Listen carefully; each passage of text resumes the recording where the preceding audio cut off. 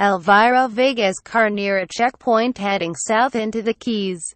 Her brother sent her a photo of her destroyed home. Residents of the lower Florida Keys were finally allowed to return home Sunday morning, more than a week after they were forced to flee the wrath of Hurricane Irma. Many have been waiting for local officials to tell them it was safe to come back. Some have no idea what they're coming back to. For all they know, their home and belongings are gone.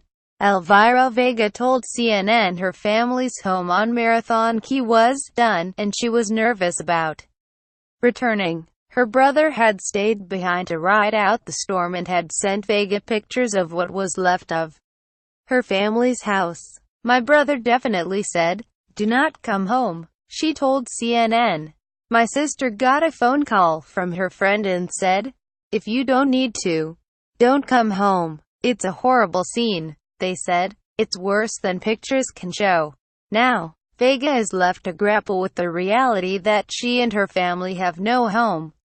And she's not alone. The Federal Emergency Management Agency has estimated that 25% of the houses in the Florida Keys were destroyed by Irma. "Coming home and explaining to my son that we no longer have a home. It's the hardest thing," she told CNN. Keys reopened despite worries last week.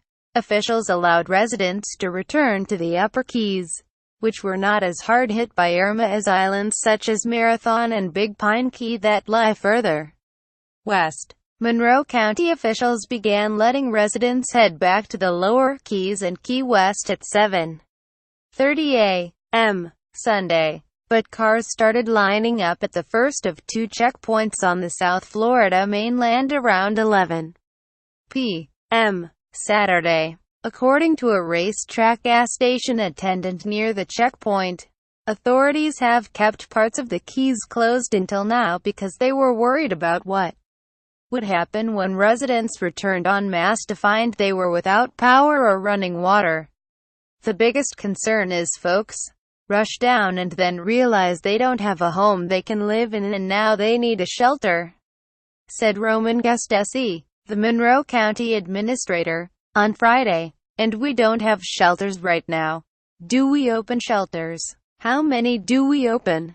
Irma knocked out power to millions of Florida residents, crippled the state's infrastructure and flooded roads, making some routes south impassable.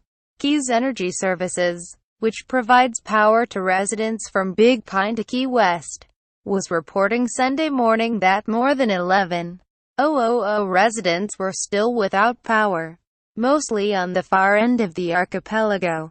Past Marathon, residents express frustration. Christopher Casto told CNN's Nick Valencia it was ridiculous how long he'd waited to be allowed back home. As Irma approached South Florida, he evacuated north to Wisconsin. "We own houses down there. We have property down there," he said. "I've got a picture of my house with the door wide open.